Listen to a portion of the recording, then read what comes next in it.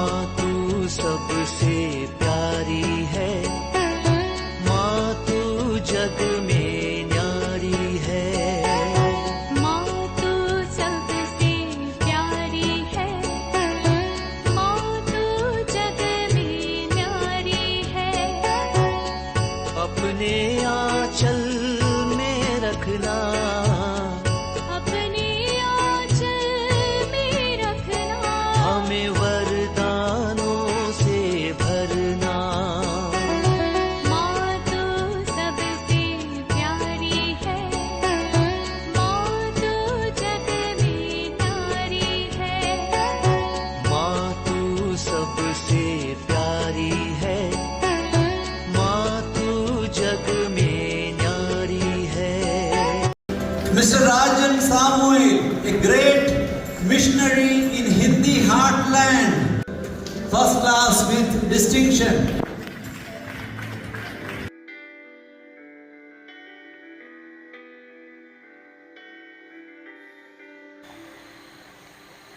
पिता, पुत्र और पवित्र आत्मा के नाम पर आमीन। आप सबों को जय यीशु। मेरे पास एक रिक्वेस्ट आया है, ग्रिगोरियन मिसा उसके विषय में एक क्लास लेने के लिए। ग्रिगोरियन मिसा क्या है, किस लिए अर्पित करता है, ऐसा एक सवाल आया। इसलिए आज मैं इस क्लास को उनका रिप्लाई के रूप में, क्योंकि मैंने आज के तारीख मेरे विचार में दिया था उनको ये क्लास लूँगा, इसलिए हम लोग मत्ती के सुसमाचार सीखते हुए आ रहे थे और उसके बीच में इसको हमने रखा है। Gregorian mass Sant Gregory the great से जुड़ा हुआ कहानी है और उससे जुड़ा हुआ एक मिसा, उसी को ही ग्रिगोरियन मिसा कहते हैं, मास कहते हैं। ग्रिगरी द ग्रेट हमें मालूम है हमारा संत पापा भी रह चुका है।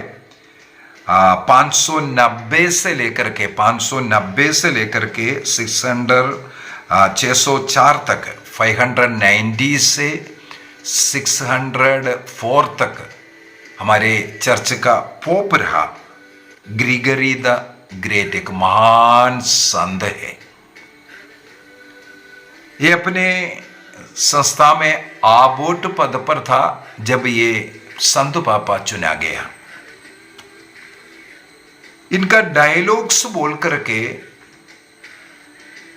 कुछ किताबें हैं, डायलॉग्स उस किताब का नाम है। उसका बुक नंबर 4 में, वॉल्यूम नंबर 4 के अंदर एक कहानी लिखा हुआ है, एक इंसिडेंट, उनके ही आश्रम में जो इंसिडेंट हुआ उसी के विषय में डायलॉग्स बुक नंबर 4 में लिखा हुआ, उस घटना से जुड़ा हुआ है ये ग्रिगोरियन मास।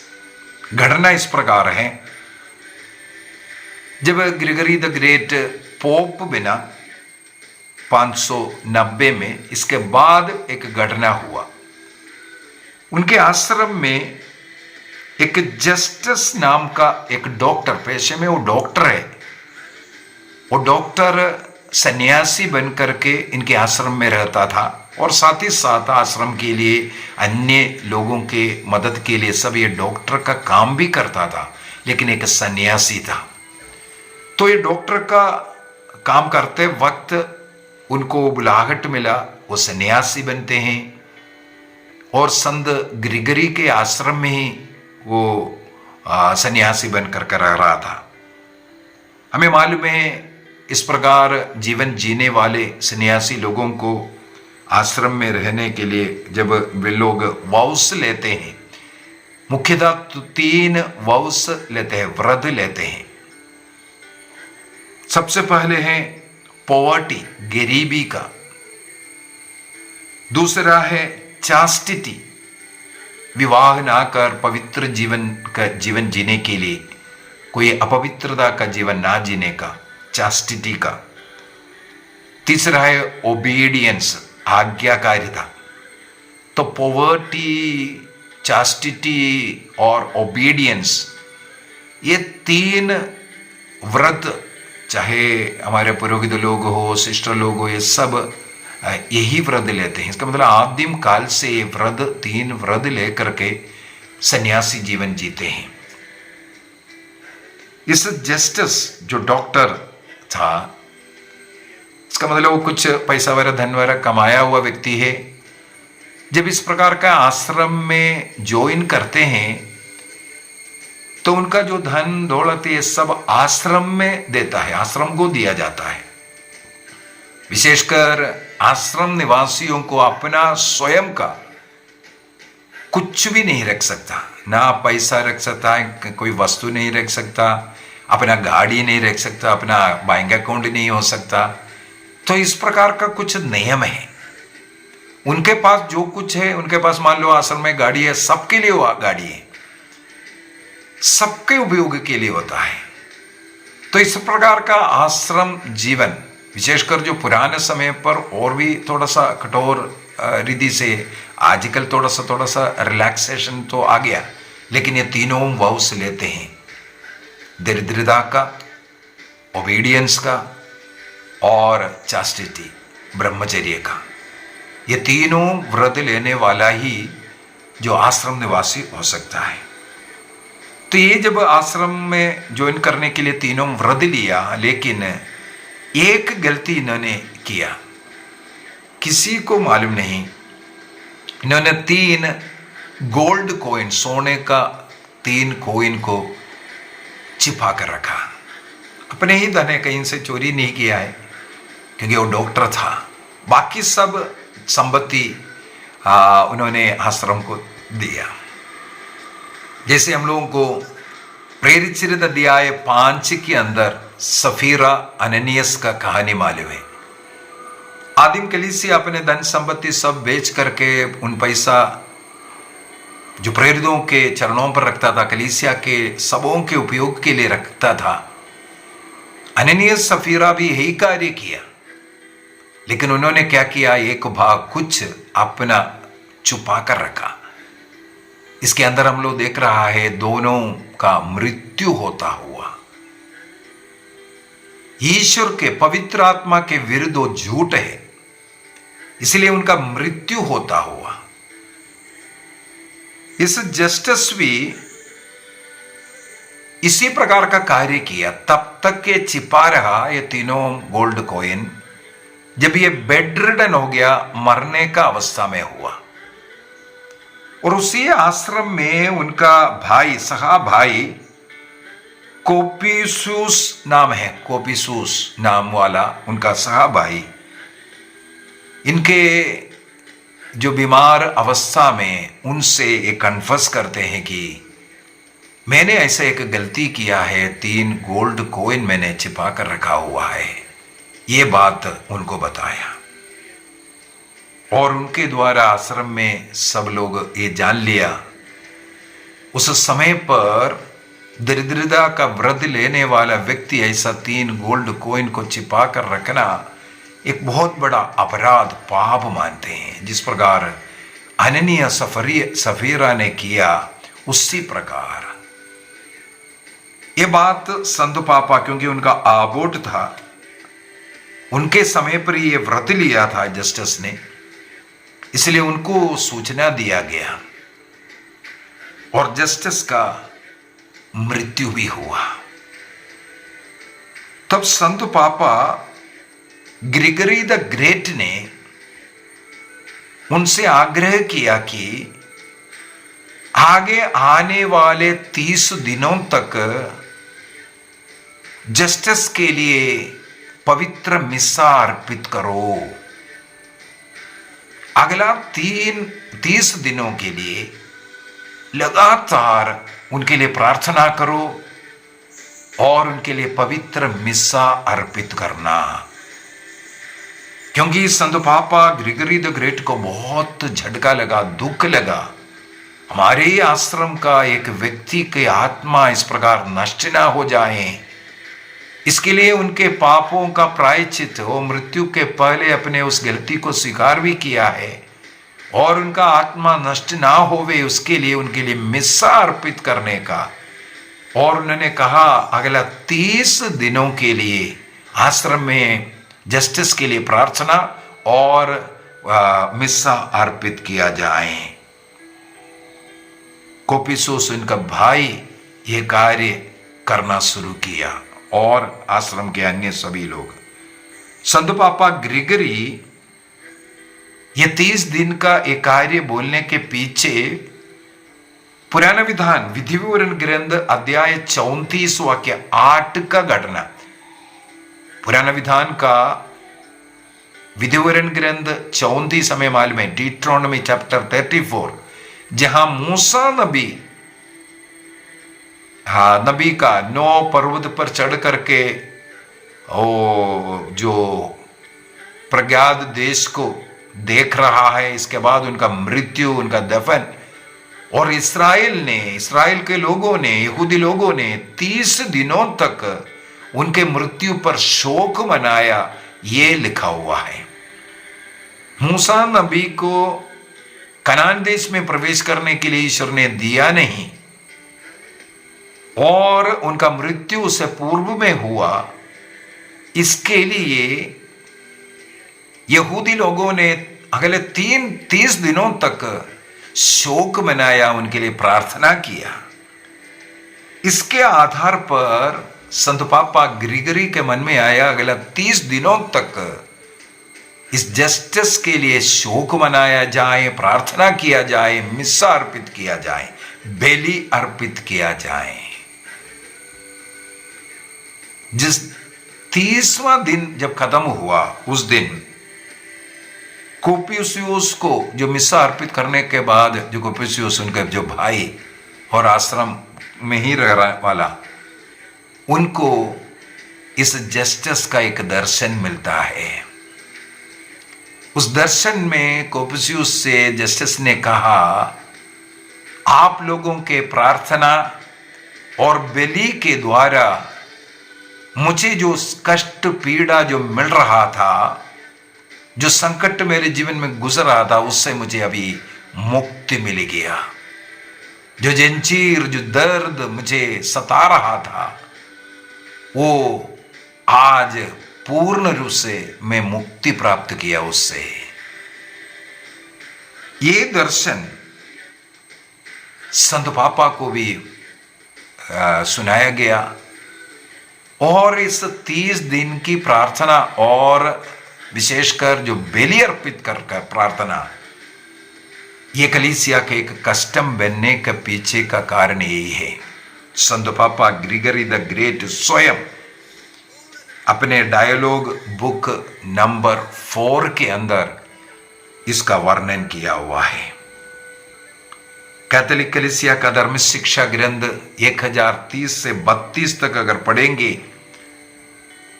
यदि हमारे मृत्यु के समय पर कोई अपवित्र अवस्था में है, स्वर्ग प्रवेश के लायक नहीं है, और हमारा ऐसा कोई पाप नहीं है जो आत्मामारू पाप जो नरक भेजेगा, ऐसी अवस्था में हमारे शुद्धिकरण होता है, जिसे हम लोग पर्गेटरी कहते हैं। एक अवस्था है, एक जगह नहीं बल्कि एक अवस्था है, प्यूरिफिकेशन जगह, अवस्था। उस आत्मा का प्यूरिफिकेशन होकर के स्वर्ग में जाने के विषय में उसके लिए सहायक है मृतकों के लिए प्रार्थना करना, विशेषकर मृतकों के लिए बलि अर्पित करना। कैथोलिक कलीसिया का धर्म शिक्षा ग्रंथ 1030 से 32 तक ये हमें सिखाते हैं। कैटेकिज्म ऑफ कैथोलिक कलीसिया का धर्म शिक्षा ग्रंथ 954 से 58 तक अगर पढ़ेंगे, communion of cents, communion of cents केवल जीवित लोग का आपसी प्यार को या एक दूसरे को प्रार्थना कर रहे हो, ये नहीं है, बल्कि जो लोग स्वर्ग में हैं, जो शोधगात्नी की अवस्था में हैं, जो इस संसार में रहते हैं, क्रिस्त के शरीर के साथ बपतिस्मा के साथ जुड़ने वाला उनके आपसी इस प्रेम संबंध को ही कम्युनियन ऑफ सेंट्स हम लोग कहते हैं। इसका मतलब लिविंग एंड डेड ये आपस में एक कनेक्शन है क्रिस्त के शरीर में जुड़ने हुए होने के कारण। बपतिस्मा के द्वारा हम क्रिस्त के शरीर से जुड़ने के कारण हम एक दूसरे के साथ जुड़ा हुआ है, भाई है, बहन है। और यहां जीवित लोग ही एक दूसरे को प्रार्थना नहीं करते हैं, बल्कि स्वर्ग में जो संत है हमारे लिए प्रार्थना करते हैं। कई क्लास में इसके ऊपर ले चुका हूं, और प्रकाशना ग्रंथ के अंदर वो साफ साफ बोल करके भी दे रहा है संतों की प्रार्थना प्रभु की ओर उठने के विषय में। तो इसे कम्युनियन ऑफ सेंट्स कहते हैं। तो जीवित लोग यदि ऐसे मृत लोगों के लिए प्रार्थना करेंगे तो वो सहायक है, और उसी प्रकार स्वर्ग में जो संत लोग हैं वो हमारे लिए प्रार्थना करता है, हमारे लिए वो फायदा देता है। इसलिए संतों की मध्यस्थता हम लोग जो है याचना करते हैं। कैथोलिक कलीसिया का धर्म शिक्षा ग्रंथ 1371 में 1371 में इसलिए लिखा हुआ है, मृतकों के लिए सबसे उत्तम प्रार्थना है बेली अर्पित करते हुए। बेली अर्पित करना चाहिए, केवल पैसा दे करके फादर जी मिसा अर्पित करना ये गलत सिस्टम है। उस मिसा बलिदान में परिवार के लोग भाग लेना और योग्य रीति से प्रभु का शरीर रक्त को यदि आप ग्रहण करेंगे उसका फल हमारे मृतकों को मिलता है। ये कैथोलिक कलीसिया का धर्म शिक्षा ग्रंथ सिखाते हैं। इसी चीज को हमारे ट्रेंड महासभा और उसी प्रकार वतिकान सेकंड के लूमेन जेंसियम संख्या 50 LG 50 इसमें सब ये हमें बताता है और प्रमोट करता है, ऐसा करो कर करके। तो हमारे मृतकों के आत्मा की शांति के लिए हम लोगों को दैनिक प्रार्थना में, इसलिए पारिवारिक प्रार्थना धर्म शिक्षा जो पुस्तक, यदि आप उसके अनुसार रोज घर में पारिवारिक प्रार्थना करता है तो आपको मिला होगा अपने परिवार में मृत लोगों के लिए रोज प्रार्थना करना। उसी प्रकार मृतकों के लिए उनके मृत्यु का वर्षगांठ हो या हम लोग जैसे नवंबर 2 को करते हैं, ऐसे ऐसे अवसर पर जो हमारे घर के जो विशेष दिन वगैरह जो आते हैं उस समय पर सब हमारे परिवार से मृत हमारे पूर्वजों के लिए मिस्सा अर्पित करना उचित है, उनके आत्मा के लाभदायक है। उसके द्वारा वो वहाँ से रिलीज होकर के कष्ट पीड़ा से उन्हें मुक्ति मिलकर को स्वर्ग जाएगा। हमारे लिए जिनके प्रार्थना के द्वारा उन्हें स्वतंत्रता मिला, उनके लिए वो सबसे पहले प्रार्थना करेगा, तो उनकी प्रार्थना हम लोगों को मिलेगा। और ईश्वर के लिए प्रिय प्रार्थना भी है जो दुख में कष्ट में पड़े हुए लोगों के लिए प्रार्थना करना, उनके लिए उपवास करना, दान देना, ये सब पुण्य कर्म होता है। मेरे विचार में ग्रिगोरियन मिस्सा जो मृत लोगों के लिए जो अर्पित करते हैं उसके विषय में आपको समझ में आया होगा। और कलीसिया की किसी नियम के अंदर, यहाँ की कैटेकिज्म ऑफ कैथोलिक चर्च, ना कैनन लॉ, ना किसी वेटिकन काउंसिल, किसी के अंदर ये एक नियम के तौर पर हमें नहीं दिया है। हमें केवल नियम दिया है मिस्सा अर्पित करो करके। ग्रिगोरियन मास अर्पित करने का कहीं भी कैनन नियम नहीं है। केवल संत ग्रिगरी द ग्रेट का डायलॉग नाम का जो बुक है उसमें लिखा, उसके आधार पर हम विश्वास करते हुए हमारे मृतकों के लिए हम लोग 30 दिन का मिस्सा अर्पित करना चाहते हैं तो अर्पित भी कर सकता है। कलीसिया उसके लिए मना नहीं करेगा। कलीसिया ये नहीं बोलता है आप ग्रिगोरियन मास अर्पित करो, 30 दिन का मिस्सा अर्पित करो। अभी दूसरी एक और बात है, इसको कंटिन्यूअस करना जरूरी है। अगर आप अर्पित कर रहा है तो 30 दिन लगातार अर्पित करना चाहिए, उसमें आपको भाग लेना भी चाहिए। और पुराने समय पर एक ही पुरोहित से करवाता था, लेकिन आजकल वो एक पुरोहित से करवाना जरूरी नहीं है, लेकिन लगातार होना चाहिए। विशेषकर कई आश्रमों में संभव होता है, पारिशों में कभी कभी ये संभव नहीं होता है, आश्रमों में संभव होता है।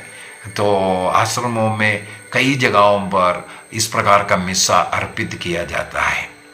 तो मृतकों के लिए मिस्सा अर्पित करना, संख्या आपके ऊपर है, ग्रेगोरियन मास अर्पित करना है तो बहुत ही अच्छी बात है। मृतकों के लिए कैसे प्रार्थना करना, ये सब हमारे पारिवारिक प्रार्थना धर्म शिक्षा पुस्तक के अंदर लास्ट में इतिहास के विषय में लिखा हुआ है। इतिहास, वहां पर मृतकों के लिए दफन विधि कैसे करना है ये सब वर्णन किया हुआ है और वहां पर दिया हुआ है। मृत्यु के लगातार 2-3 दिन तो हम लोगों को चर्च जाना और प्रार्थना करना, मिस्सा अर्पित करना। कई लोग 7वें दिन, कोई लोग 13वें को देखते हैं, कोई 21 देखते हैं, कोई 30 को देखते हैं।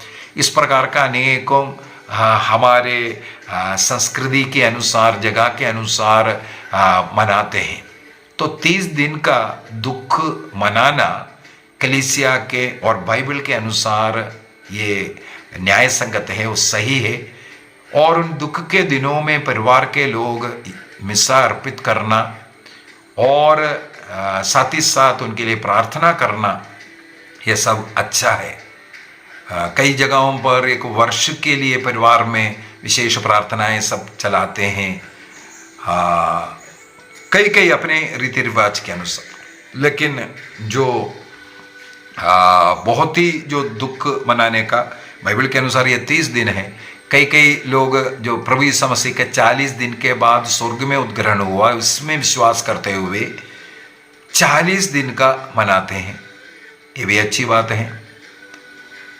तो आपके ऊपर है, ऐसे दिनों को चुन करके उनके लिए मिस्सा अर्पित कीजिए। मृतकों के लिए बार बार मिस्सा बलिदान अर्पित करना, मकाबियों का ग्रंथ अध्याय 12 उसको भी हम पढ़ सकते हैं। वहां पर ये लिखा हुआ है मृतकों के लिए बलि अर्पित करने के विषय में, क्योंकि पुनरुत्थान में जिसको विश्वास है वो ऐसा कार्य करते हैं। आइए हम अपनी आंखें बंद करें, प्रभु को धन्यवाद देंगे। हमारे जीवन के लिए धन्यवाद दीजिए। हमारे मृतकों को याद कीजिए, परिवार से जितने भी लोग मृत लोग हैं, माता पिता, दादा दादी, परदादा परदादी, सबों को याद कीजिए।